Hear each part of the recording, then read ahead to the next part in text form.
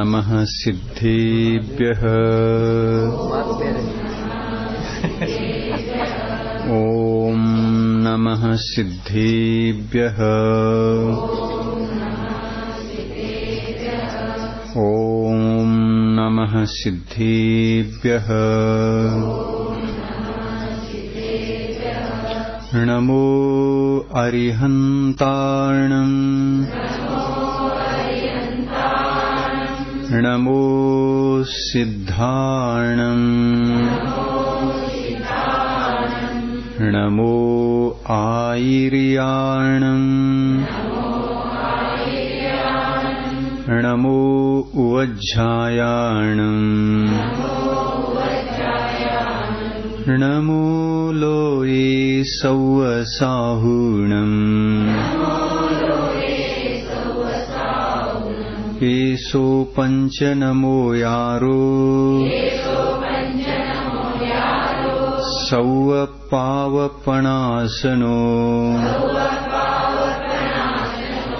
मङ्गलानं च सव्वेशिं पढमं हवै मङ्गलम् पढमं हवै मङ्गलम्।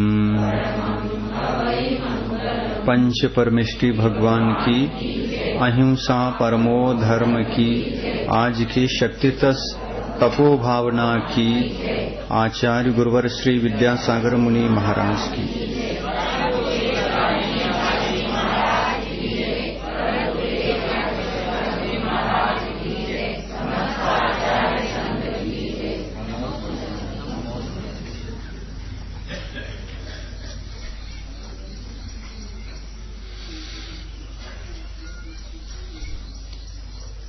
ಜೈನ ಧರ್ಮದಲ್ಲಿ ತೀರ್ಥಂಕರರು ಹೇಳಿರುವ ಅನುಸಾರವಾಗಿ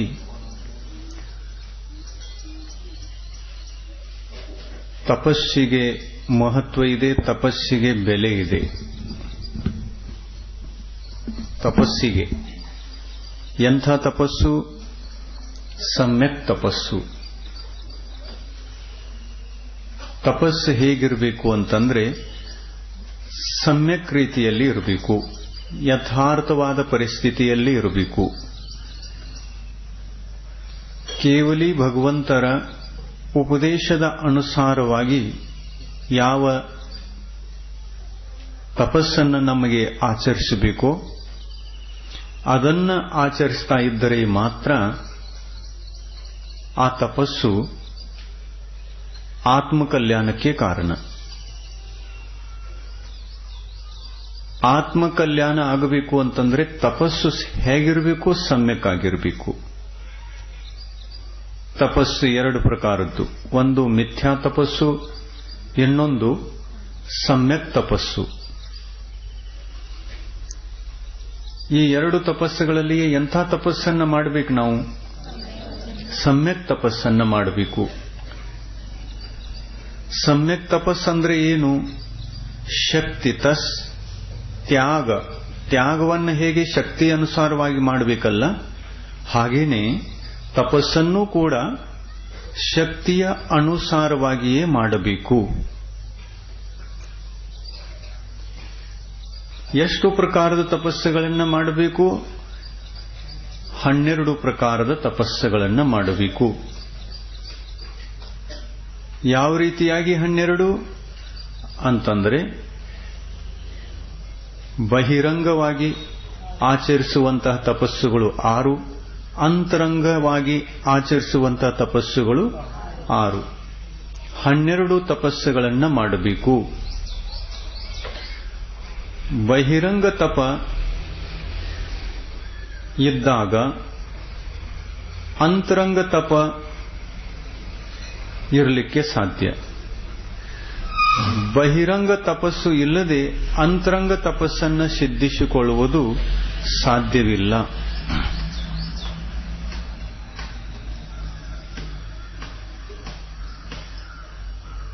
ತೆಂಗಿನಕಾಯಿ ಒಳಗೆ ಕೊಬ್ಬರಿ, ಒಳಗೆ ಎಳೆನೀರು. ಕೊಬ್ಬರಿ ಎಳೆನೀರು ಬೇಕು ಅಂತಂದ್ರೆ ಅದನ್ನ ಸುರಕ್ಷಿತವಾಗಿ ಇಟ್ಟುಕೊಳ್ಳತಕ್ಕಂಥ ಕವಚ ಅದೂ ಬೇಕು. ಆ ಕವಚ ಯಾತಕ್ಕೆ ಅಂತಂದ್ರೆ ಕೊಬ್ಬರಿ ಮತ್ತು ಎಳೆನೀರಿನ ರಕ್ಷಣೆಗಾಗಿ ಮೇಲ್ಗಡೆಗೆ ಕವಚ ಇರ್ತದೆ. ಹೇಗೆ ಕವಚ ಇದೆಯೋ ಹಾಗೆ ಬಾಹ್ಯದಲ್ಲಿ 6 ಪ್ರಕಾರದ ತಪಸ್ಸನ್ನ ಆಚರಿಸ್ತಾ ಇದ್ರೆ ಆ ತಪಸ್ಸಿನ ಮೂಲಕ ಅಂತರಂಗ ತಪಸ್ಸಿನ ಸಿದ್ಧಿಯಾಗಬಹುದು. ಅಂತರಂಗದ ತಪಸ್ಸಿದ್ಧಿಗಾಗಿ ಬಹಿರಂಗ ತಪಸ್ಸು ಇರುತ್ತೆ. ಉದಾಹರಣೆಗೆ ಇವತ್ತಿನ ದಿವಸ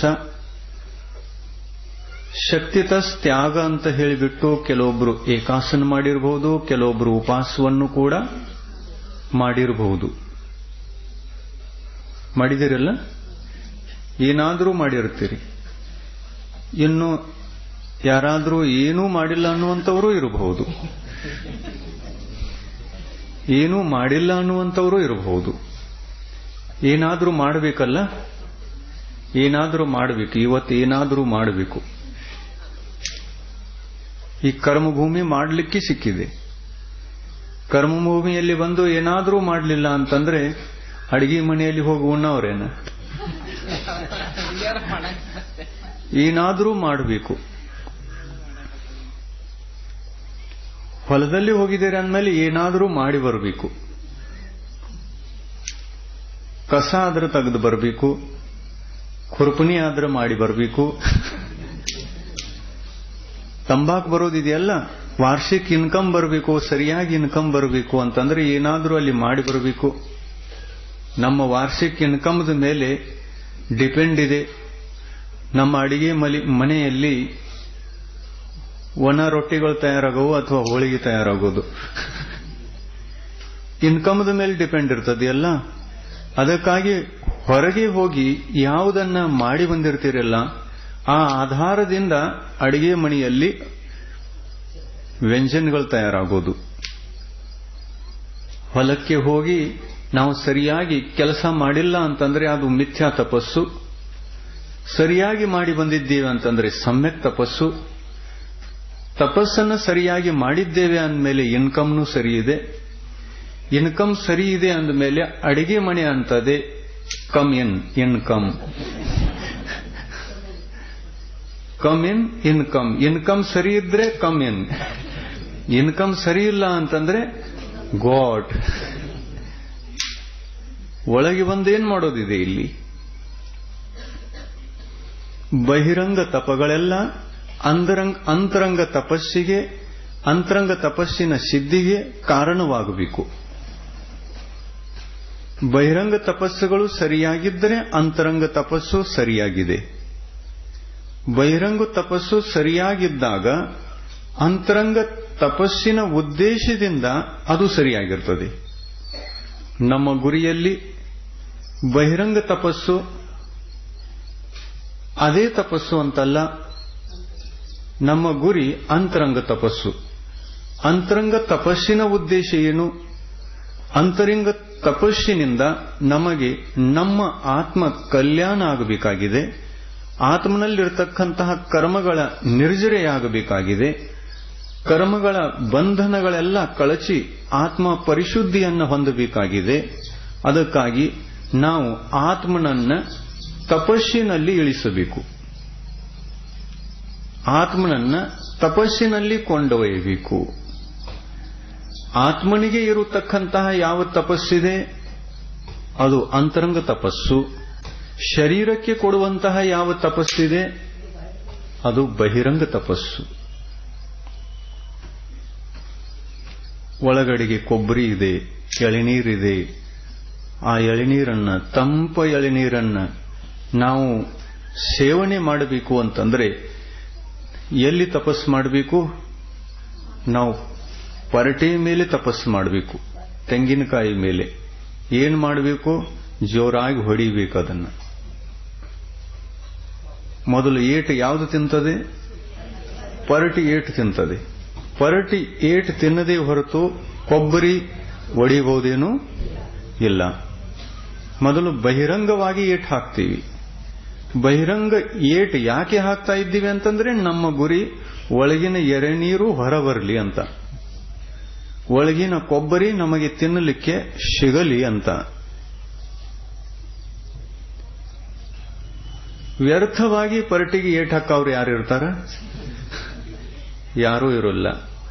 ಉಣ್ಣು ತಿನ್ನುವಂತಹ ಕ್ಷೇತ್ರದಲ್ಲಿ, ಉಣ್ಣು ತಿನ್ನುವಂತಹ ವಿಷಯಗಳಲ್ಲಿ ನಾವು ಯಾವ ಉದ್ದೇಶದಿಂದ ಯಾವುದನ್ನು ಮಾಡ್ತೇವೆ ಅದು ಏಕ್ದಮ್ ಕರೆಕ್ಟ್ ಆಗಿರುತ್ತೆ. ಆದರೆ ಧಾರ್ಮಿಕ ಕ್ಷೇತ್ರದಲ್ಲಿ ಏಕ್ದಮ್ ಕರೆಕ್ಟ್ ಆಗ್ತದೆ ಅಂತ ಏನು ಗ್ಯಾರಂಟಿ ಇಲ್ಲ. ಏಕೆಂದ್ರೆ ಮನುಷ್ಯರು ಧರ್ಮವನ್ನ ಅನುಕರಣೆಯಿಂದ ಜಾಸ್ತಿ ಮಾಡ್ತಾರೆ. ಧರ್ಮ ಅಂದ ತಕ್ಷಣ ಅನುಕರಣೆ ಶುರು ಆಯಿತು.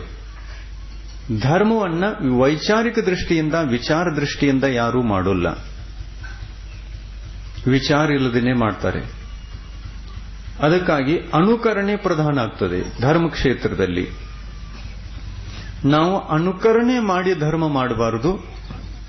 ನಾವು ಧರ್ಮವನ್ನು ಹೇಗೆ ಮಾಡಬೇಕು ಅಂತಂದ್ರೆ ನಮ್ಮ ಗುರಿಯಿಂದ, ನಮ್ಮ ಉದ್ದೇಶಪೂರ್ವಕವಾಗಿ, ನಮ್ಮ ವಿಚಾರ ದೃಷ್ಟಿಯಿಂದ, ನಮ್ಮ ಸ್ವತಂತ್ರ ವಿಚಾರದಿಂದ ನಾವು ಧರ್ಮ ಮಾಡಬೇಕು. ಆಮೇಲೆ ವಿಚಾರದಲ್ಲಿ ಸ್ವತಂತ್ರತೆ ಇದೆ. ಇನ್ನು ಆ ಸ್ವತಂತ್ರತೆಯ ವಿಚಾರದಲ್ಲಿ ನಾವು ಎಂಥ ಧರ್ಮ ಮಾಡಬೇಕು ಅಂತಕ್ಕಂಥದ್ದು ನಿರ್ಣಯ ನಮಗೆ ಸಂಬಂಧಪಟ್ಟದ್ದು. ನಾವು ಮಿಥ್ಯಾ ತಪಸ್ಸನ್ನು ಮಾಡಬೇಕು ಅಥವಾ ಸಮ್ಯಕ್ ತಪಸ್ಸನ್ನು ಮಾಡಬೇಕು, ಇದು ನಮಗೆ ಸಂಬಂಧಪಟ್ಟದ್ದು. ನಾವು ಎಳೆನೀರನ್ನು ಕುಡಿಯುವ ಉದ್ದೇಶದಿಂದ ತೆಂಗಿನಕಾಯಿಯನ್ನ ಒಡೆಯಬೇಕೋ ಅಥವಾ ಎಳೆನೀರನ್ನ ಒಡೆದು ಸುರಿಯುವ ಸಲುವಾಗಿ, ಒಡೆಯೋದು ಸುರಿಯೋದು ಇಟ್ಟು ಬಿಡೋದು. ಯಾವುದರ ಮೇಲೆ? ಒಡೆದು ಸುರಿಯೋದು, ಇಟ್ಟು ಬಿಡೋದು. ಯಾವುದರ ಮೇಲೆ ಸುರಿಯೋದು? ಕಲ್ಲು ಮ್ಯಾಗ. ಮತ್ತೆ ಅಲ್ಲಿ ಕಲ್ಲಿನ ಮೇಲೆ ಎಳೆನೀರನ್ನ ಸುರಿದು ಇಟ್ಟು ಬಿಡ್ತೇವೆ ಅಂತಂದ್ರೆ ಕಲ್ಲಿನ ಮೇಲೆ ನೀರು ಸುರಿದಂತೆ ಸರ್ವಜ್ಞ. ಇದು ತಪಸ್ಸಲ್ಲ. ನಮ್ಮ ತಪಸ್ಸು ನಿಜವಾದ ತಪಸ್ಸಾಗಿರಬೇಕು ಅಂತಂದ್ರೆ ಆ ನೀರನ್ನ ಯಾವ ಉದ್ದೇಶದಿಂದ ಒಡೆಯಬೇಕು, ತೆಂಗಿನಕಾಯಿಯನ್ನ ಯಾವ ಉದ್ದೇಶದಿಂದ ಒಡೆಯಬೇಕು, ನೀರನ್ನ ಯಾವ ಉದ್ದೇಶದಿಂದ ನಾವು ಸ್ವೀಕಾರ ಮಾಡಬೇಕು ಅನ್ನುವಂತಹ ವಿಚಾರ ಮೊದಲೇ ಆಗಿರಬೇಕು. ಮಿಥ್ಯಾ ತಪಸ್ಸನ್ನ ಆಚರಿಸುವಂತಹ ಜೀವಿಗಳು ಬಹಳಷ್ಟು ಸಿಗುತ್ತಾರೆ ಸಂಸಾರದಲ್ಲಿ. ಅಂತಹ ಜೀವಿಗಳ ಕಮ್ಮಿ ಏನಿಲ್ಲ, ಸಂಖ್ಯೆಯಲ್ಲಿ ಬಹಳ ಇದ್ದಾರೆ. ಆದರೆ ನಿಜವಾದ ತಪಸ್ಸನ್ನು ಆಚರಿಸೋರು ಬಹಳ ಕಡಿಮೆ ಇರ್ತಾರೆ, ಬಹಳ ಕಡಿಮೆ. ಅದರೊಳಗೆ ನಾವು ಎಲ್ಲಿದ್ದೇವೆ, ಯಾವ ಸಂಖ್ಯೆಯಲ್ಲಿ, ಅದನ್ನು ಗುರುತಿಸಿಕೊಳ್ಳಬೇಕು. ನಿಜವಾದ ತಪಸ್ಸಿನ ಮಾರ್ಗದ ಮೇಲೆ ಇದ್ದೇವೋ ಅಥವಾ ತ್ಯಾಗ ತಪಸ್ಸಿನ ಮಾರ್ಗದ ಮೇಲೆ ಇದ್ದೇವೆ ಅಂತಕ್ಕಂಥದ್ದನ್ನು ನಾವೇ ಗುರುತಿಸಿಕೊಳ್ಳಬೇಕು. ಏನಾಗೋದಿದೆ ಈ ಶಕ್ತಿ ತ್ಯಾಗದಿಂದ, ತಪಸ್ಸಿನಿಂದ? ಆತ್ಮಕಲ್ಯಾಣ. ಆತ್ಮಕಲ್ಯಾಣ ಅಂತಂದ್ರೆ ಎಳನೀರಿನ ಇಚ್ಛೆ. ನಮ್ಮ ದೇಹದಾಹವನ್ನ, ಆತ್ಮದಾಹವನ್ನ, ಅನಾದಿ ಕಾಲದಿಂದ ಬಂದಿರತಕ್ಕಂತಹ ಈ ಆತ್ಮದಾಹ, ಇದರಿಂದ ಆತ್ಮ ಕಷ್ಟವನ್ನು ಅನುಭವಿಸ್ತಾ ಇದೆ. ಇಂಥ ಆತ್ಮದಾಹವನ್ನು ದೂರ ಮಾಡಿಕೊಳ್ಳಿಕ್ಕೆ ನಾವು ಒಳಗಿನ ಎಳೆನೀರನ್ನು ಕುಡಿಯಬೇಕಾಗಿದೆ. ಆತ್ಮ ಕಲ್ಯಾಣ ಅನ್ನತಕ್ಕಂತಹ ಸಮ್ಯಕ್ ತಪಸ್ಸಿನ ಎಳೆನೀರನ್ನು ನಾವು ಸೇವಿಸಬೇಕಾಗಿದೆ. ಇಂಥ ನೀರನ್ನು ನಾವು ಸೇವಿಸುತ್ತೇವೆ ಅಂತಂದ್ರೆ ಒಂದು ಸಲ ಸೇವಿಸಿದರೆ ಸಾಕು, ಆ ಆತ್ಮಿಕ ದಾಹ, ಅನಾದಿ ಕಾಲದಿಂದ ಉತ್ಪನ್ನವಾಗಿರತಕ್ಕಂತಹ ದಾಹ ಕಡಿಮೆಯಾಗಿ ಆತ್ಮಕಲ್ಯಾಣವಾಗಬಹುದು.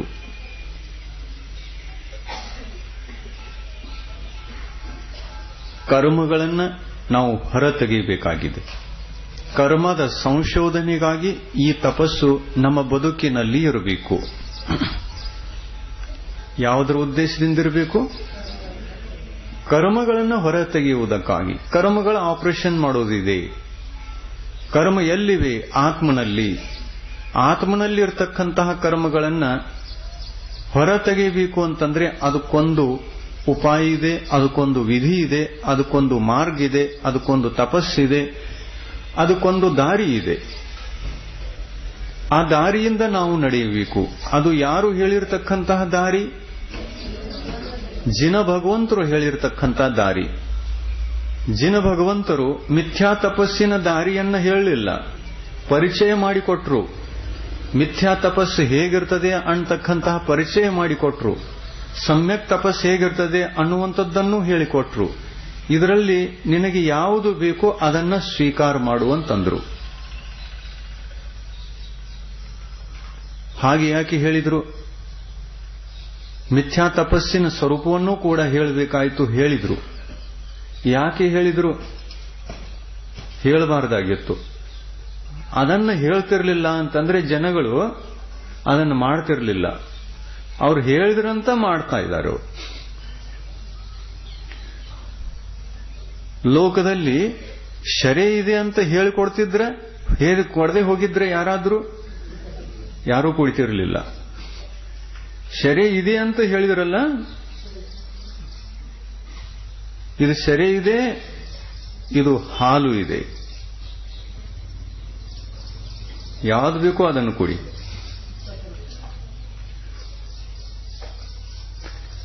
ಶರೆಯನ್ನ ಹೇಳಿಕೊಡಬೇಕಾಗಿಲ್ಲ. ಶರೆಯಿಂದ ಜಗತ್ತೇ ಮೊದಲೇ ಪರಿಚಯದಿಂದ ಇದೆ.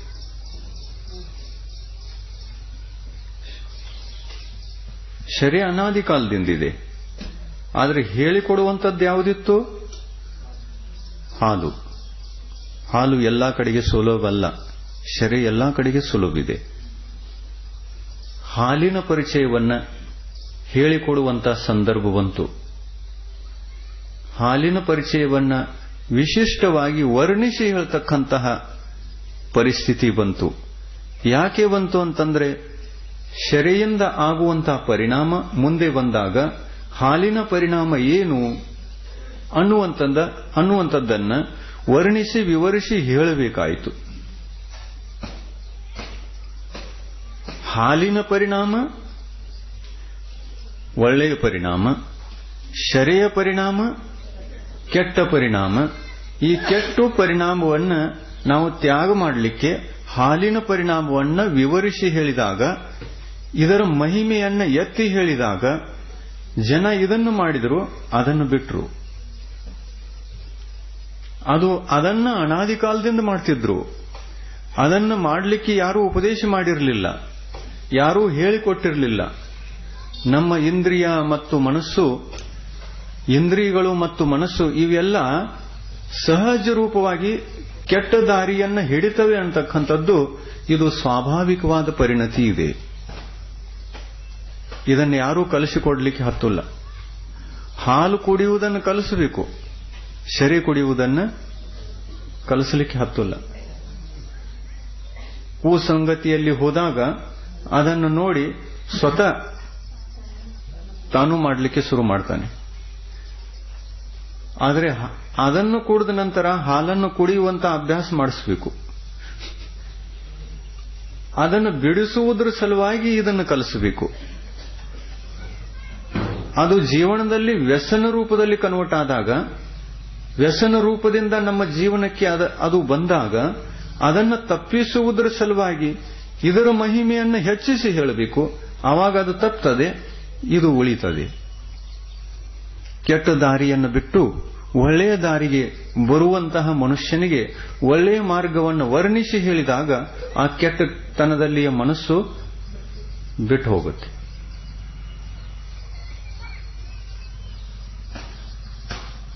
ನಾವು ಅನಾದಿ ಕಾಲದಿಂದ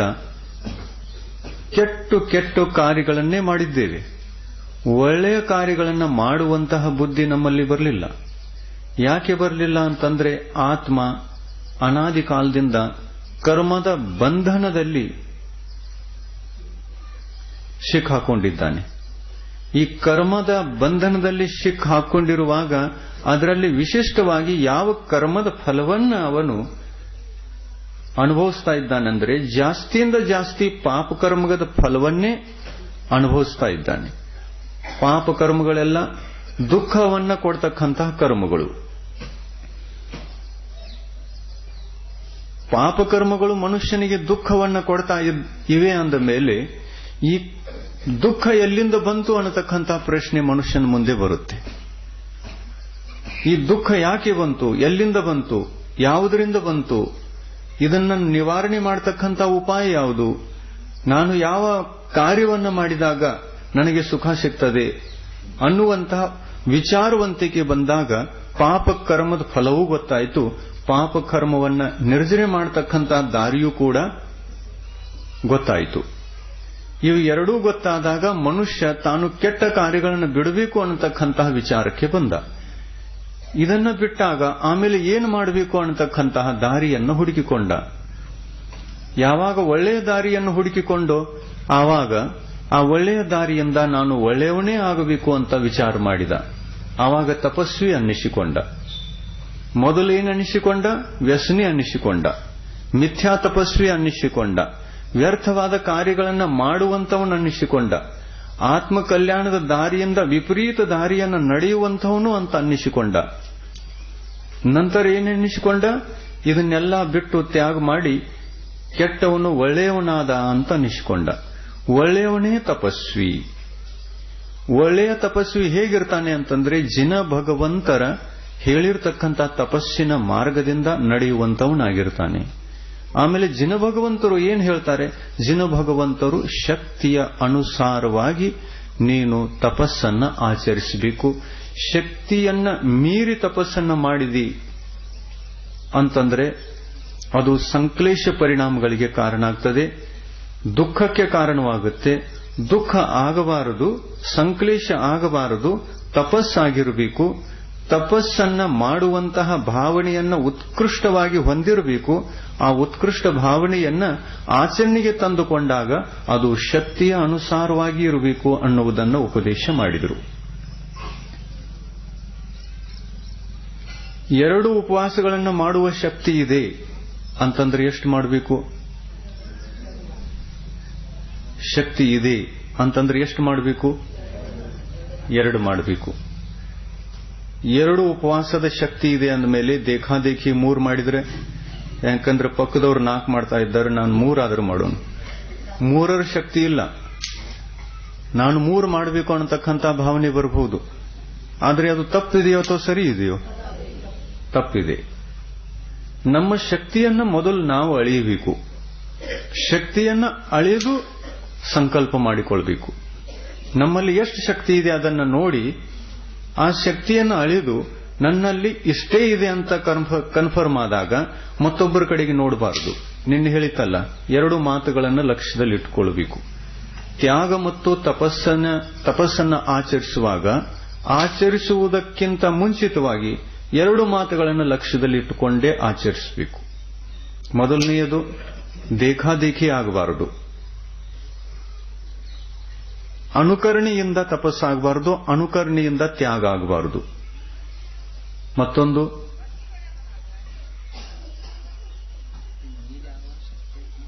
ಯಾವುದು ಹೇಳಿತ್ತು? ತ್ಯಾಗ ಮಾರ್ಗದಲ್ಲಿ 2 ಮಾತುಗಳನ್ನು ಲಕ್ಷ್ಯದಲ್ಲಿ ಇಟ್ಕೊಂಡು ಮಾಡಬೇಕಂತ ಹೇಳಿತಲ್ಲ. ಯಾವುದ್ಯಾವುದು ಬಂತು ನೆನಪಿಗೆ? ಇಲ್ಲ, ಕೇಳಿದ್ದನ್ನು ತ್ಯಾಗ ಮಾಡಿಬಿಟ್ಟಿದ್ದೀರಿ ಎಂದು ತಪಸ್ಸಿನಲ್ಲಿ ಕೂತ್ಕೊಂಡಿದ್ದೀರಲ್ಲ, ಅದನ್ನು ನೆನಪು ಮಾಡೋದು ಬೇಡ.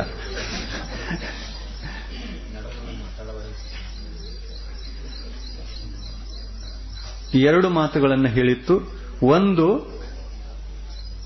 ಅನುಕರಣೆಯಿಂದ ತಪಸ್ಸನ್ನ ಮಾಡಬಾರದು. ಮತ್ತೊಂದು, ಯಾವುದೇ ಷರತ್ತಿಟ್ಟು ಕರಾರು ಮಾಡಿಕೊಂಡು ನಿಯಮ ಇಟ್ಕೊಂಡು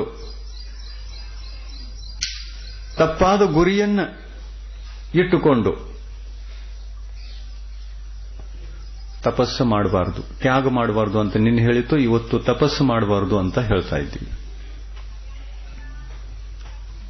ಭಗವಂತನಲ್ಲಿ ಇದನ್ನ ಮಾಡುವುದರಿಂದ ಯಾವುದೇ ಪ್ರಕಾರದ ಲೌಕಿಕ ಆಸೆ ಅಪೇಕ್ಷೆಗಳು ನಮ್ಮ ಗುರಿಯಲ್ಲಿ ಇರಬಾರದು. ಇದು ಎರಡನೆಯದು. ಲೌಕಿಕ ಆಸೆ ಅಪೇಕ್ಷೆಗಳು ಗುರಿಯಲ್ಲಿ ಇದ್ದು ನಾವು ತಪಸ್ಸನ್ನು ಮಾಡ್ತಾ ಇದ್ದೇವೆ ಅಂತಂದ್ರೆ ಇದು ಮಿಥ್ಯಾ ತಪಸ್ಸಂತ ಅನ್ನಿಸಿಕೊಂಡಿತೋ ಅಥವಾ ಸಮ್ಯಕ್ ತಪಸ್ಸು? ಮಿಥ್ಯಾ ತಪಸ್ಸು.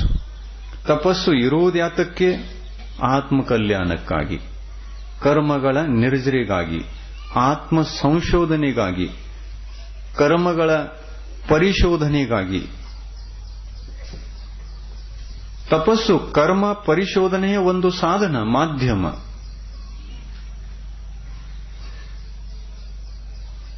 ಕಬ್ಬಿಣವನ್ನ ನಾವು ಡೊಂಕು ಮಾಡಬೇಕಾಗಿದೆ, ಮನಸ್ಸು ಬೇಕಾಗಿದೆ. ಏನು ಮಾಡಬೇಕು? ಅದನ್ನ ಕಾಯಿಸಬೇಕು. ಕಾಯಿಸದೆ ಕಬ್ಬಿನ ಡೊಂಕಾಗೋಲ್ಲ. ಅದನ್ನು ಕಾಯಿಸಬೇಕು. ಕಾಯಿಸಿದ ನಂತರ ಸುಲಭವಾಗಿ ಡೊಂಕಾಗುತ್ತೆ. ಸ್ವಲ್ಪ ಶಕ್ತಿ ಹಚ್ಚಿದ್ರೆ ಸಾಕು, ಅದು ಮಣಿತದೆ. ಹಾಗೆ ಆತ್ಮನನ್ನ ಮನಸ್ಸಬೇಕು ಅಂತಂದ್ರೆ ಮಣಿವಾತು. ಯಾಕೆ ಮಣಿವಾತು ಅಂತಂದ್ರೆ ಅದರೊಳಗೆ ಕರ್ಮಗಳಿವೆ. ಕರ್ಮ ಅನ್ನತಕ್ಕಂಥ ದೋಷ ಇದೆ. ನಿಜವಾದ ಬಂಗಾರ ಬಹಳ ಮೆತ್ತಗಿರುತ್ತದೆ ಅಂತೆ, ನಿರ್ದೋಷ ಬಂಗಾರ. ಸಂಶೋಧನೆ ಮಾಡಿರತಕ್ಕಂತಹ ಬಂಗಾರ, ಸಂಶೋಧಿತ ಬಂಗಾರ ಬಹಳ ಮೆತ್ತಗೆ. ಆದರೆ ಕಣಿಯಲ್ಲಿರ್ತಕ್ಕಂಥ ಬಂಗಾರ, ಕಣಿಯಿಂದ ತಂದು ಅದನ್ನು ಈಗ ಸದ್ಯ ನೋಡ್ತಾ ಇದ್ದೇವೆ. ಇದರೊಳಗೆ ಅದನ್ನು ಹೊರಗೂ ತೆಗೆದಿದ್ದೇವೆ, ಆದರೆ ಪೂರ್ತಿಯಾಗಿ ಇನ್ನೂ ಅದು ತನ್ನ ಕಲ್ಮಶಗಳನ್ನು ಕಳೆದುಕೊಂಡಿಲ್ಲ. ಅಂಥ ಬಂಗಾರದಲ್ಲಿ ಇರುವಂತಹ ಮಾರ್ದವ ಗುಣ ಯಾವ ಮಟ್ಟದಲ್ಲಿರ್ತದೆ? ಬಹಳ ಕಡಿಮೆ ಇರ್ತದೆ.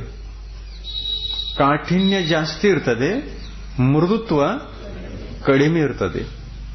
ಇನ್ನೂ ಅದರಲ್ಲಿ ಮೃದುತ್ವ ಬರಬೇಕು, ಇನ್ನೂ ಹೆಚ್ಚಿಗೆ ಮೃದು ಆಗಬೇಕು, ಅದು ತನ್ನ ಒರಿಜಿನಲ್ ಸ್ವರೂಪಕ್ಕೆ ಬರಬೇಕು. 100 ಟನ್ಸ್ ಸೋನಾ ಹಿಂದಿಯಲ್ಲಿ ಹೇಳ್ತಾರಲ್ಲ, ಹಾಗೆ ಕನ್ನಡದಲ್ಲಿ ಏನು ಹೇಳ್ತೀರಿ? 100% ಪ್ಯೂರ್ ಏನಂತಾರೆ ಅದಕ್ಕೆ? 100%. ಇದು ಮರಾಠಿ ಆಯಿತು. 100ಕ್ಕೆ 100ರಷ್ಟು ಶುದ್ಧ ಬಂಗಾರ. ಅದಕ್ಕೆ ಇನ್ನೊಂದೇನೋ ಹೆಸರಿದೆ. ಕ್ಯಾರೆಟ್ 24 ಅಂತಾರ. 24 ಕ್ಯಾರೆಟ್ ಅಂತಂದ್ರೆ ಏನ್ ಅರ್ಥ ಅದಕ್ಕೆ ಗೊತ್ತಾ? ಆ ಬಂಗಾರನ್ನ 24 ಸಲ ಕಾಯಿಸಿ 24 ಸಲ ಕರಗಿಸಿರುವುದು. ಅದು 24 ಕ್ಯಾರೆಟ್ ಸೋನಾ. ಎಷ್ಟು ಕಡಿಮೆ ಸಲ ಕಾಯಿಸಿರ್ತೀವಿ ಅಷ್ಟು ಅದರಲ್ಲಿ ಕಾಠಿಣ್ಯ ಇರ್ತದೆ, ಕಠೋರ ಇರ್ತದೆ. ಅಷ್ಟು ಪ್ರಮಾಣದಲ್ಲಿ ಅದು ಕಠೋರ. ಮತ್ತು ಎಷ್ಟು ಸಲ ಕಾಯಿಸ್ತಾ ಹೋಗ್ತೀವಿ ಅಷ್ಟಷ್ಟು ಮೃದು ಆಗುತ್ತಾ ಹೋಗ್ತದೆ. ಹಾಗೆ ಆತ್ಮ ಎಷ್ಟು ಮೃದು ಆಗಬೇಕು ಗೊತ್ತಾ? ಬಹಳ ಮೃದು ಆಗಬೇಕು, ಬಹಳ ಭಯಂಕರ ಮೃದು ಆಗಬೇಕು. ಎಷ್ಟು ಮೃದು ಆಗಿರಬೇಕು ಅಂತಂದ್ರೆ ಶುದ್ಧ ಪರಮಿಷ್ಠಿಗಳಷ್ಟ ಆತ್ಮ ಮೃದು ಆಗಿ ಹೋಗಿರಬೇಕು. ಶುದ್ಧ ಪರಮಿಷ್ಠಿಗಳ ಆತ್ಮನಲ್ಲಿ ಸ್ವಲ್ಪವೂ ಕೂಡ ಕಠೋರ ಅವಸ್ಥೆ ಇಲ್ಲ, ಸ್ವಲ್ಪವೂ ಕೂಡ ಕಠಿಣತೆ ಇಲ್ಲ, ಅಷ್ಟು ಮೃದು ಆಗಿದ್ದಾರೆ. ಅರ್ಹಂತ ಪರಮಿಷ್ಠಿಗಳಲ್ಲಿ ಸ್ವಲ್ಪ ಕಠಿಣ ಇದೆ, ಏಕೆಂದರೆ ಇನ್ನೂ ಶರೀರ ಇದೆ, ಇನ್ನೂ ಅಘಾತಿ ಕರ್ಮಗಳು ಕೂಡ ಅವರಲ್ಲಿವೆ. ಆದ್ದರಿಂದ ಅವರ ಆತ್ಮ ಇನ್ನೂ ಶರೀರದ ಬಂಧನದಲ್ಲಿ ಸಿಕ್ಕಾಕೊಂಡಿದೆ. ಪುದ್ಗಲ ಕಠಿಣ ವಸ್ತು, ಆತ್ಮ ಮೃದು ವಸ್ತು. ಆತ್ಮ ಅಮೂರ್ತ ವಸ್ತು, ಶರೀರ ಮೂರ್ತ ವಸ್ತು. ಆತ್ಮ ಅರೂಪಿ, ಶರೀರ ರೂಪಿ. ಅರೂಪಿ ಆತ್ಮ ರೂಪಿ ಶರೀರದಲ್ಲಿ ಬಂದು ಕಠೋರವಾಗಿದೆ ಅಂತಂದ್ರೆ ಇದರ ಕಠೋರತನವನ್ನ ನಾವು ಕಳಚಿ ಹಾಕಬೇಕು ಅಂತಂದ್ರೆ ಏನ್ ಮಾಡಬೇಕು? ತಪಸ್ಸು ಬೇಕು. ತಪಸ್ಸಿನ ಸಹಾಯತೆಯಿಂದಲೇ ಇದನ್ನ ಮೃದು ಮಾಡಲಿಕ್ಕೆ ಸಾಧ್ಯ. ಮಾಡೋಣ. ಯಾವ ತರ? ಶಕ್ತಿತಸ್ ತಪದಿಂದ, ಶಕ್ತಿ ಅನುಸಾರವಾಗಿ ನಿಧಾನ ಹೋಗೋಣ. ಒಂದೊಂದು ಹೆಜ್ಜೆ ತಪಸ್ಸನ್ನ ಆಚರಿಸ್ತಾ, ನಿಜವಾದ ತಪಸ್ಸನ್ನ, ಸಮ್ಯಕ್ ಸಹಿತ ತಪಸ್ಸನ್ನ ಆಚರಿಸ್ತಾ ಮುಂದೆವರಿಯೋಣ. ನಮ್ಮ 16 ಷೋಡಶ ಕಾರಣ ಭಾವನೆಗಳೆಲ್ಲ ಸಾಕಾರ ಆಗಬೇಕು, ಅವೆಲ್ಲ ಫಲದಾಯಕ ಆಗಬೇಕು. ಯಾವುದು ಒಂದು ದಿವಸ ವ್ಯರ್ಥ ಹೋಗಿರಬಾರದು. ಇಂಥ ಒಂದು ಪರಿಸ್ಥಿತಿ ನಮ್ಮ ಈ ಒಂದು ಪರ್ವಕ್ಕೆ ಬರಬೇಕು, ನಮ್ಮ ಆತ್ಮನಿಗೆ ಬರಬೇಕು. ಇಷ್ಟು ನೋಂಪಿಯನ್ನ ಮಾಡುವುದರ ಫಲ ಸಿಗಬೇಕೋ ಸಿಗಬಾರದು? ಏನ್ ಖಾಲಿ ಹೋಗಬೇಕು? ಸಿಗಬೇಕಲ್ಲ. ನೋಂಪಿಗೆ ಸ್ವಂತ ವಿಚಾರದಿಂದ ಕೂತ್ಕೊಂಡಿದ್ದೀರೋ ಅಥವಾ ಇವರೆಲ್ಲರೂ ಕೂತ್ಕೊಳ್ತಾ ಇದ್ದಾರೆ ಅಂತ ಹೇಳಿ? ಈ ವರ್ಷ ಎಲ್ಲ ಸ್ವಂತಕ್ಕೆ ಮಾಡ್ಕೊಂಡಿದ್ದೀರೋ ಅಥವಾ ದೇಖಾದೇಖಿ ಬಂದಿದ್ದೀರಿ? ಸ್ವಂತ ಬಂದಿದ್ದೀರಲ್ಲ. ನಿಮ್ಮ ವಿಚಾರಗಳನ್ನ ಸ್ವತಂತ್ರವಾಗಿ ಇಟ್ಟುಕೊಳ್ಳಿ. ನಿಮ್ಮ ತಪಸ್ಸು ಸ್ವತಂತ್ರವಾಗಿರಲಿ, ನಿಮ್ಮ ವಿಚಾರ ಸ್ವತಂತ್ರ ಆಗಿರಲಿ, ನಿಮ್ಮ ಗುರಿ ಸ್ವತಂತ್ರ ಆಗಿರಲಿ. ನಿಮ್ಮ ಗುರಿ, ಪ್ರತಿಯೊಂದು ವಿಷಯ ಎಲ್ಲವೂ ಕೂಡ ಸಮ್ಯಕ್ ಆಗಿರಲಿ. ಜಿನ ಭಗವಂತರು ಹೇಗೆ ಹೇಳಿದ್ದಾರೆ ಅದೇ ತರ ನಾವು ಮಾಡೋಣ ಅನ್ನುವಂತಹ ಸಮರ್ಪಣಾ ಭಾವ ಇರಲಿ. ಆ ಸಮರ್ಪಣೆ ಭಾವದಿಂದ ನಾವು ನಿಜವಾದ ತಪಸ್ಸನ್ನು ಆಚರಿಸಿ ಕರ್ಮವನ್ನು ಕಳೆದುಕೊಳ್ಳಬಹುದು. ಅಂಥ ಒಂದು ಅವಕಾಶ ನಮ್ಮ ಈ ಪಂಚಮ ಕಾಲದಲ್ಲಿಯೂ ಕೂಡ ನಮಗೆ ಸಿಕ್ಕಿದೆ. ಈ ಅವಕಾಶವನ್ನು ಕಳೆದುಕೊಳ್ಳಬಾರದು.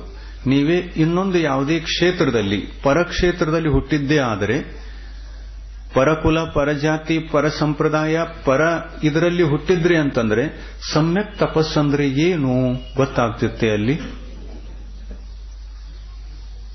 ಯಾರು ಹೇಳೋರಿಲ್ಲ. ಅಲ್ಲಿ ಎಲ್ಲರೂ ಅವರೇ. ಯಾರು? ಈ 2 ದೋಷಗಳನ್ನು ಹೊಂದಿದವರು. ದೇಖಾದೇಖಿ ಮಾಡುವವರು, ವಿಚಾರ ಇಲ್ಲದೆ ಮಾಡುವವರು, ಮತ್ತು ಯಾವುದೇ ಒಂದು ಫಲವನ್ನ ಅಪೇಕ್ಷೆ ಇಟ್ಟುಕೊಂಡು, ಭೌತಿಕ ಫಲವನ್ನ ಮನಸ್ಸಿನಲ್ಲಿಟ್ಟುಕೊಂಡು ಅದನ್ನ ಸಾಧಿಸುವಂತವರು ಅಲ್ಲಿರ್ತಾರೆ. ಎಲ್ಲಿದೆ ಹೇಳಿ ನೋಡೋಣ. ಆತ್ಮಕಲ್ಯಾಣಕ್ಕಾಗಿ, ಕರ್ಮಕ್ಷಯ ಮಾಡಿಕೊಂಡು ಮುಕ್ತಿಯನ್ನ ಪಡೆಯುವುದಕ್ಕಾಗಿ ತಪಸ್ಸನ್ನ ಆಚರಿಸಬೇಕು ಅನ್ನತಕ್ಕಂತಹ ಉಪದೇಶ ಇನ್ನು ಎಲ್ಲಿದೆ? ಎಲ್ಲಿಲ್ಲ. ಇಲ್ಲಷ್ಟೇ ಇದೆ. ಭಗವಂತರಿಗೆ ಕೇಳ್ರಿ, ಸಮೋಷಣದಲ್ಲಿ ಕೂತ್ಕೊಂಡಿದ್ದಾರೆ. ಭಗವಂತ ನಿಮ್ಮ ಹೇಳಿರತಕ್ಕಂಥ ತಪಸ್ಸಿನ ದಾರಿಯಲ್ಲಿ ಮತ್ತು ಪರರು ಹೇಳಿರತಕ್ಕಂಥ ತಪಸ್ಸಿನ ದಾರಿಯಲ್ಲಿ ಏನು ವ್ಯತ್ಯಾಸ ಅಂತ ಕೇಳಿದರೆ ಅವ್ರು ಹೇಳ್ತಾರೆ, ಈ ತಪಸ್ಸಿನಕ್ಕಿಂತ ಆ ತಪಸ್ಸು ಕಠೋರ ಇದೆ.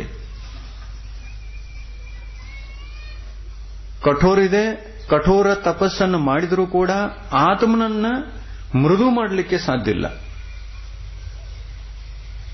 ಆ ಕಠೋರ ತಪಸ್ಸನ್ನ ಮಾಡಿ ಆತ್ಮನೂ ಕಠೋರ ಆಗ್ತದೆ, ಶರೀರವೂ ಕಠೋರ.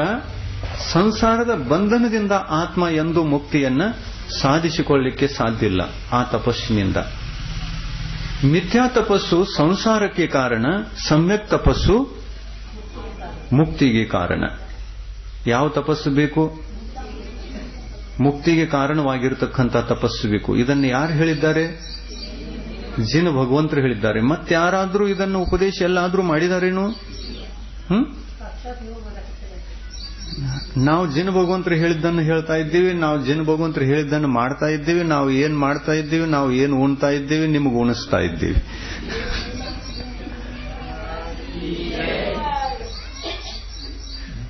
ನಾವು ಯಾವುದು ಊಟ ಮಾಡ್ತಾ ಇದ್ದೀವಿ ಅದನ್ನ ನಿಮಗೆ ಊಟ ಮಾಡಿಸ್ತಾ ಇದ್ದೀವಿ, ಮಾಡ್ರಿ ಅಂತ ಹೇಳ್ತಾ ಇದ್ದೀವಿ. ಇನ್ನು ಮಾಡವ್ರಿ ನೀವು, ನಾವು ತಾಟದಾಗ ಹಾಕಬಹುದಷ್ಟೇ.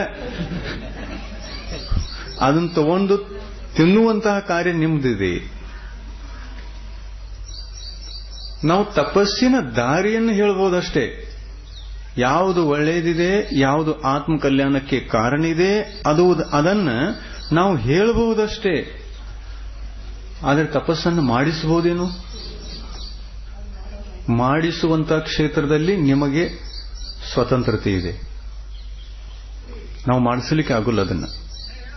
ಅದನ್ನು ಮಾಡಿಸುವಂತ ಶಕ್ತಿ ನಮಗೆ ಬಂತು ಅಂತಂದ್ರೆ ನಿಮಗೆ ಮಾಡುವಂತ ಕಾರಣ ಏನಿದೆ?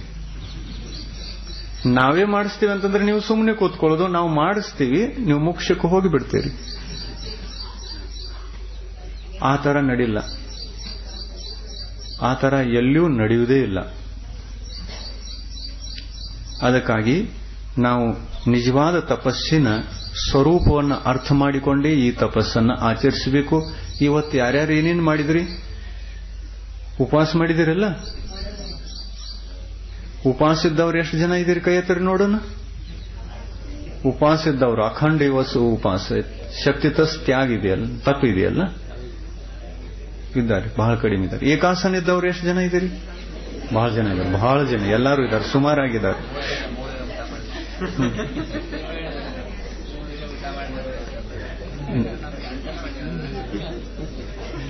ಆಯ್ತು, 3 ಎಳೆ ಊಟ ಮಾಡಂದ್ರೆ 3 ಎಳೆ ಮಾಡಕ್ ತಯಾರು ನೀವು. ನಿಮ್ಮ ಶಕ್ತಿಯನ್ನು ಅಳೆಯವರಲ್ಲ.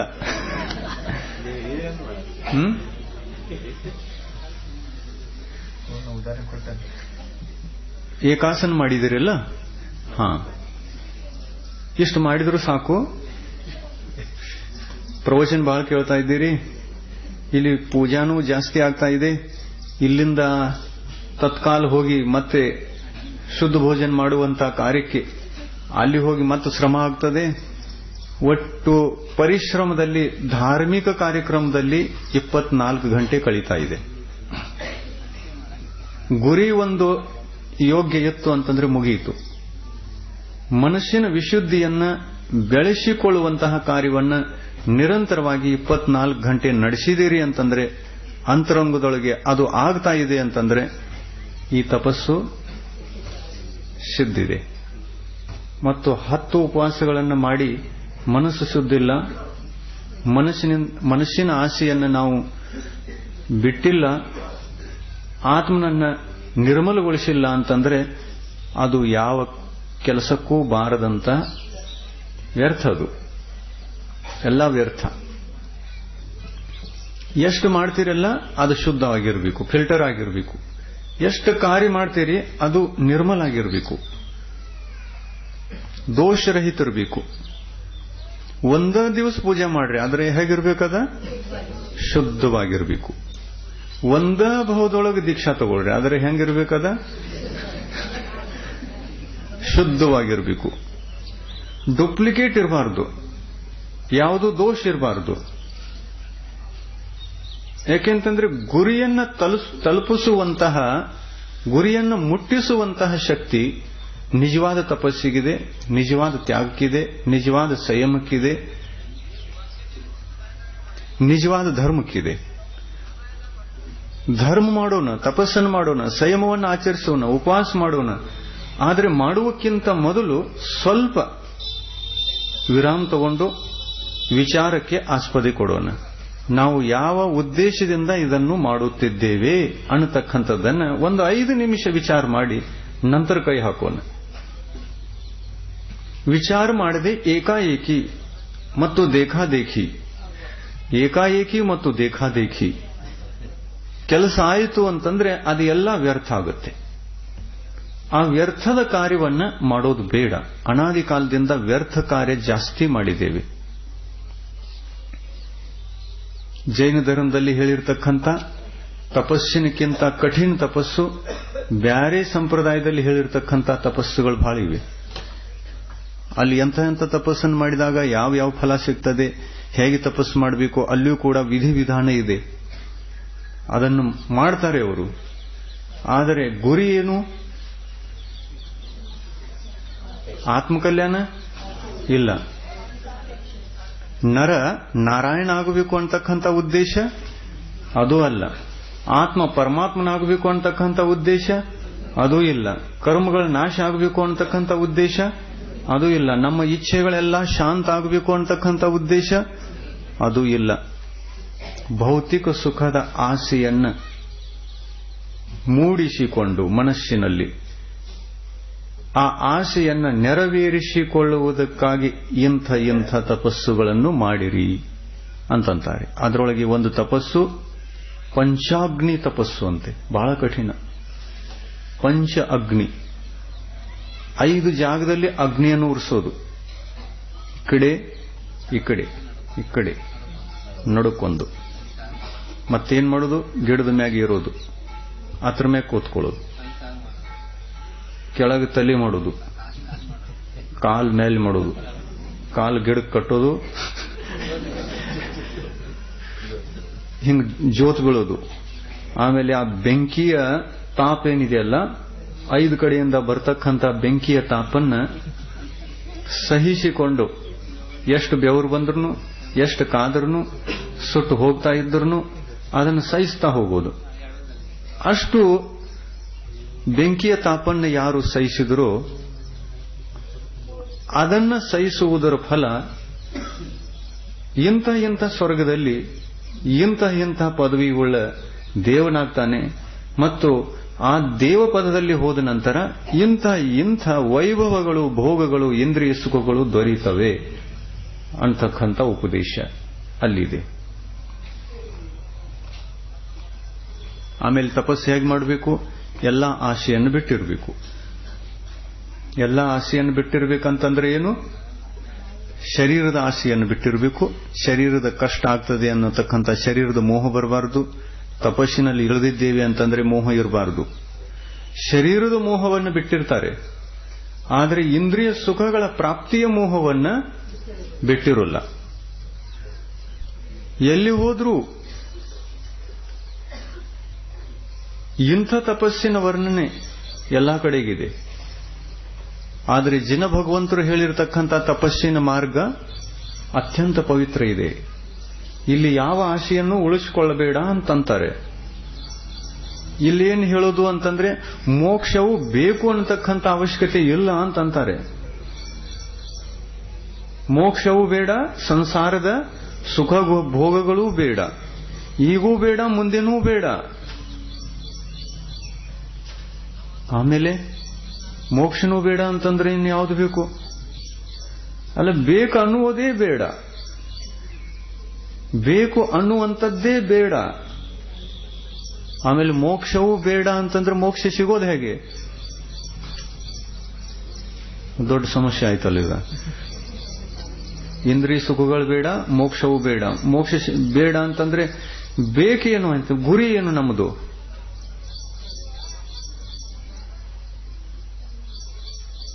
ದೊಡ್ಡ ಸಮಸ್ಯೆ ಆಯ್ತಲ್ಲ ಈಗ. ಯಾವುದಕ್ಕಾಗಿ ತಪಸ್ಸನ್ನು ಮಾಡೋದು? ಆಮೇಲೆ ತಪಸ್ಸನ್ನ ಮಾಡುವುದಿದೆ ಅಂತ ಮಾಡೋದಿದೆ. ಯಾವ ಉದ್ದೇಶದಿಂದ ತಪಸ್ಸು ಮಾಡೋದಿದೆ ಅಂತಂದ್ರೆ ಯಾವುದರಲ್ಲಿ ಆಶೆ ಉಳಿಯಬಾರದು ಅನ್ನುವಂಥದ್ದಕ್ಕೆ ತಪಸ್ಸು ಮಾಡೋದಿದೆ. ಯಾವುದೂ ಆಶೆ ಉಳಿಬಾರದು. ಮೋಕ್ಷದ್ದು ಆಶೆ ಉಳಿಬಾರದು, ಅದು ಉಳಿಬಾರದು, ಬಹಳ ಕೆಟ್ಟದು. ಯಾಕ? ತಪಸ್ಸಿಗೆ ಕೂತ್ಕೊಳ್ಳೋರು ಮತ್ತು ಮೋಕ್ಷ ಆಕೈತೇನಿಲ್ ನೋಡವ್ರ, ಆಯ್ತೋ ಇಲ್ಲೋ ಮೋಕ್ಷ ನಂಗ. ಮಜ್ಜರ ತಪಸ್ಸು ಮಾಡೋರು ಮತ್ತು ಮೋಕ್ಷ ಆಗ್ತೈತೋ ಇಲ್ಲ ನೋಡವ್ರಲ್ಲ. ಇದು ವಿಕಲ್ಪಕ್ಕೆ ಕಾರಣ ಆಗುತ್ತೆ. ಮೋಕ್ಷದ ವಿಕಲ್ಪನೂ ಬೇಕಾಗಿಲ್ಲ ಮೋಕ್ಷ ಪ್ರಾಪ್ತಿಗಾಗಿ. ಮೋಕ್ಷದ ವಿಕಲ್ಪವನ್ನು ಬಿಟ್ಟವರಿಗೇನೆ ಮೋಕ್ಷ ಆಗುತ್ತೆ. ಹಿಡಿದವರಿಗೆ ಏನಾಗ್ತದೆ? ಹಿಡಿದವರ ಮನಸ್ಸು ಚಂಚಲ ಇರ್ತದೆ. ಅವ್ರೇನ್ ಮಾಡ್ತಾರೆ? ಒಂದು ಉಪವಾಸ ಮಾಡ್ತಾರೆ, ಆಮೇಲೆ ಮೋಕ್ಷ ಎಷ್ಟು ಪ್ರಮಾಣದಲ್ಲಿ ಆಗೈತಿ ನೋಡ್ತಾರ ಅವ್ರು. ಆ ಡೈರಿದೊಳಗೆ ನೋಟ್ ಮಾಡಿರ್ತಾರ ಅವ್ರು, ಇಷ್ಟು ಉಪವಾಸ ಅದು, ಸೋಮವಾರ ದಿವಸ ಇಷ್ಟ, ರವಿವಾರ ದಿವಸ ಇಷ್ಟ, ಆಮೇಲೆ ಈ ತರ ಮಾಡಿ ಮಾಡಿ ಮಾಡಿ ಕೊನೆಯಲ್ಲಿ ಜೀವನದ ಅಂತ್ಯ ಸಮಯದಲ್ಲಿ ಎಷ್ಟು ಉಪವಾಸಗಳು ಅನ್ನೋ ಒಂದು ಲಿಸ್ಟ್ ಮಾಡಿರ್ತಾರೆ. ಲಿಸ್ಟ್ ಮಾಡಿ ಇಟ್ಟು ಕೊನೆಯಲ್ಲಿ ಭಗವಂತರು ಹೇಳ್ತಾರೆ, ಭಗವಂತ ಇಷ್ಟು ಉಪವಾಸವನ್ನು ಮಾಡಿದ್ದೇನೆ, ಮೋಕ್ಷ ಸಿಗಬೇಕು ನೋಡು. ಆಮೇಲೆ ಮೋಕ್ಷ ಸಿಗಬೇಕು ಸಿಗಬೇಕು ಸಿಗಬೇಕು ಅನ್ನುವಂಥದ್ದೇನು ವಿಕಲ್ಪ ಇದೆಯಲ್ಲ, ಆ ವಿಕಲ್ಪ ಇಟ್ಟುಕೊಳ್ಳೋದು ಅವಶ್ಯಕ ಇದೆ ಏನು? ಇಲ್ಲ. ಆಮೇಲೆ ತಪಸ್ಸನ್ನು ಯಾವ ತರ ಮಾಡಬೇಕು? ಯಾವುದೇ ವಿಕಲ್ಪವನ್ನ ಮನಸ್ಸಿನಲ್ಲಿ ಇಟ್ಟುಕೊಳ್ಳದೆ ತಪಸ್ಸಿನಿಂದ ಮೋಕ್ಷ ಸ್ವತಃ ತಾನಾಗಿಯೇ ಆಗ್ತದೆ ಅಂತಕ್ಕಂಥದ್ದು ಗೊತ್ತಿದೆಯಲ್ಲ. ಇದು ಗೊತ್ತಿಲ್ಲ ಅಂತಂದ್ರೆ ಮೋಕ್ಷದ ಆಶೆಯನ್ನು ಮಾಡಬೇಕು. ತಪಸ್ಸಿನ ಫಲ ಏನು? ಭೌತಿಕ ಸುಖ ಬೇಡ ಅಂತಂದಾಗ ತಪಸ್ಸಿನ ಫಲ ಏನು? ಮೋಕ್ಷ ಒಂದೇ ಉಳಿಯಿತು. ಆಮೇಲೆ ಮೋಕ್ಷ ಒಂದೇ ಉಳಿಯಿತಂದ ಮೇಲೆ ಮೋಕ್ಷದ ಅಪೇಕ್ಷೆಯನ್ನು ಮಾಡಬೇಕೇನು? ಮಾಡುವಂತ ಅವಶ್ಯಕತೆ ಇಲ್ಲ. ತಪಸ್ಸನ್ನು ಮಾಡ್ತಾ ಹೋಗಿ ಮೋಕ್ಷ ನಕ್ಕಿ ಸಿಗ್ತದೆ, ಗ್ಯಾರಂಟಿ ಸಿಗ್ತದೆ. ವಿಕಲ್ಪ ಅದಕ್ಕೆ ಬೇಕು, ವ್ಯರ್ಥದ ವಿಕಲ್ಪ ಬೇಕಾಗಿಲ್ಲ. ದಾರಿಯನ್ನು ನಡೀತಾ ಇರುವಾಗ ನೀವು ಎಲ್ಲಿ ಹೊಂಟಿದ್ದೀರಲ್ಲ ಆ ಕಡೆನೂ ಹೋಗ್ತಿರಲ್ಲ. ಇಲ್ಲಿಂದ ಎದ್ರಿ 8:30 ಆಯಿತು, 9 ಆಯಿತು. ಪೂಜನೆ ಎಷ್ಟಕ್ಕೆ ಮುಗೀತದೆ ನಿಮ್ದು? 9:30ಗೆ 9ಕ್ಕೆ ಮುಗೀತದೆ ಅಲ್ಲ. 9 ಆಯ್ತು. 9ಕ್ಕೆ ಪೂಜಾ ಕಾರ್ಯಕ್ರಮ ಪೂರ್ಣ ಆಯಿತು. ಆಮೇಲೆ ಕಾಲಿಗೇನು ಬುದ್ಧಿ ಹೇಳಬೇಕು? ಹೇ ಕಾಲು, ಮನಿ ಕಡೆಗೆ ಹೋಗೋದೈತಿ ನೋಡ, ಮನಿ ಕಡೆಗೆ ಹೋಗೋದಾ ಏನ? ಕಾಲಿಗೆ ಬುದ್ಧಿ ಅಂತ ಹೇಳ್ತೀರಿ? 9 ಗಂಟೆ ಆಯ್ತು ಅಂತಂದ್ರೆ ಕಾಲು ಎಗುಡಿ ಹೋಗ್ತಾವ, ಮನಿಗೆ ಹೋಗ್ತಾವಿಲ್ಲ. ಹಂಗ ಉದಾಹರಣೆ ಕೊಡಲ್ದ ತಿಳಿಲ್ಲದು. ಅದಕ್ಕೆ ಉದಾಹರಣೆ ಒಂದು ಕೊಟ್ಟೆ ಹೇಳಬೇಕಾಗ್ತೈತಿ ಅಲ್ಲ. ಹಾಗೆ ನಾವು ತಪಸ್ಸನ್ನು ಮಾಡ್ತಾ ಇದ್ದೇವೆ, ನಮಗೆ ಭೌತಿಕ ಸುಖದ ಅಪೇಕ್ಷೆ ಇಲ್ಲ ಅಂತಂದ್ರೆ ಯಾವುದಾದ್ರೂ ಒಂದು ಸುಖದ ಅಪೇಕ್ಷೆ ಇರಲೇಬೇಕು ಅನ್ನುವಂಥದ್ದೇನು ಸಿದ್ಧಾಂತ ಇದೆ, ನಿಯಮ ಇದೆ. ಆಸೆಯನ್ನು ಇಟ್ಟುಕೊಂಡೇ ತಪಸ್ಸನ್ನು ಮಾಡಬೇಕಂತಕ್ಕಂಥದ್ದೇನು ನಿಯಮ ಇದೆಯೇನು? ಇಲ್ಲ. ಮೋಕ್ಷ ಸುಖ ನನಗೆ ಬೇಕು ಅನ್ನತಕ್ಕಂಥ ಸಂಕಲ್ಪ ವ್ರತ ಮಾಡ್ಕೊಳ್ತಕ್ಕಂಥ ನಿಯಮ ಇದೆಯೇನು?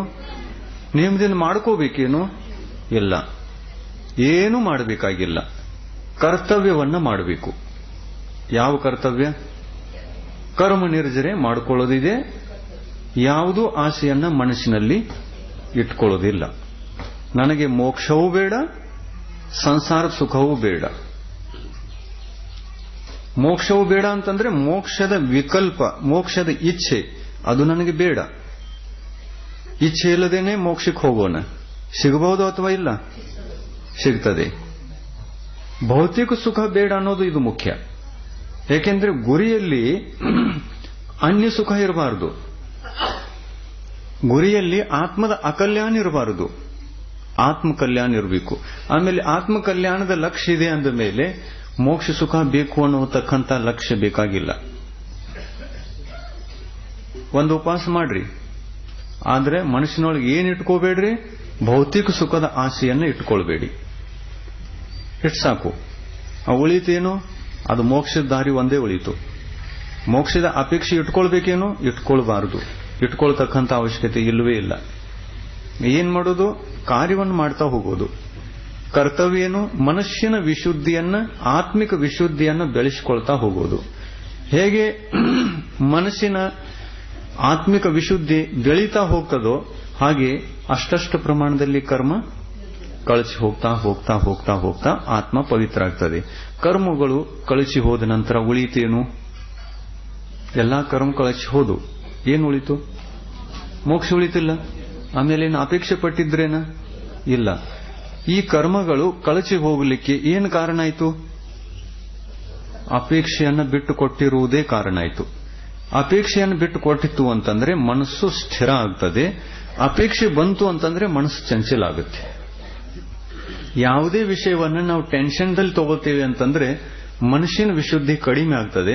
ಟೆನ್ಷನ್ ಬತ್ತು ಅಂತಂದ್ರೆ ಮೋಕ್ಷಕ್ಕೆ ಹೋಗೋದಿದೆ, ಇನ್ನೂ ಮೋಕ್ಷ ಸಿಗಲಿಲ್ಲಲ್ಲ, ಹಿಂಗೆ ಟೆನ್ಷನ್ ಆಗ್ತದೆ. ಯಾವಾಗ ಆಗ್ತದೆ ಇದು? ಮೋಕ್ಷ ಬೇಕು, ಜಲ್ದಿ ಬೇಕು ಅಂತ ಕೂತ್ಕೊಂಡಿದ್ರಿ ಅಂತಂದ್ರೆ ಆಗ್ತದೆ. ಮೋಕ್ಷದ ಆಸೆ ಇಲ್ಲ ಅಂತಂದ್ರೆ ಮೋಕ್ಷ ಯಾವಾಗ ಸಿಗ್ತದೆ? ಸಿಗಲಿ. ಆದ್ರೆ ನಮಗೆ ಮೋಕ್ಷದ ಆಸೆನೂ ಬೇಡ. ಕರ್ತವ್ಯ ಮಾಡೋದು, ಆತ್ಮಿಕ ವಿಶುದ್ಧಿಯನ್ನು ಹೆಚ್ಚಿಸಿಕೊಳ್ತಾ ಹೋಗುವುದು. ಇದನ್ನ ಹೆಚ್ಚಿಸಿಕೊಳ್ತಾ ಹೋದ್ರಿ ಅಂತಂದ್ರೆ ನಿಶ್ಚಿತ ನಿಮಗೆ ಸ್ವತಃ ತಾನಾಗಿ ಅಲ್ಪ ಸಮಯದಲ್ಲಿ ಮೋಕ್ಷ ಸಿಗಲೇಬೇಕು. ಅಲ್ಪ ಸಮಯದಲ್ಲಿನೇ ಸಿಗಬೇಕು.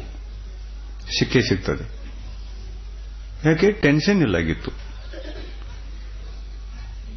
ಬೇಕಂದವರು ಭಿಕಾರಿ ಆಗ್ತಾ ಹೋಗ್ತಾರೆ. ಬೇಡಂದವರು ಜಲ್ದಿ ಸಾವುಕಾರ ಆಗ್ತಾರೆ, ಬೇಡಂದವರು ಸಾವುಕಾರ ಜಲ್ದಿ ಆಗ್ತಾರೆ, ಬೇಕಂದವರು ಸ್ವಲ್ಪ ನಿಧಾನ ಆಗ್ತಾರೆ ಸಾವುಕಾರ. ಮೋಕ್ಷ ಬೇಕು ಬೇಕು ಅಂತಕ್ಕಂಥವರು ನಿಧಾನವಾಗಿ ಆಗವರು ಸಾವುಕಾರ. ಮೋಕ್ಷನೂ ಬೇಡ, ಇಂದ್ರಿಯ ಸುಖನೂ ಬೇಡ, ಸಂಸಾರ ಸುಖನೂ ಬೇಡ,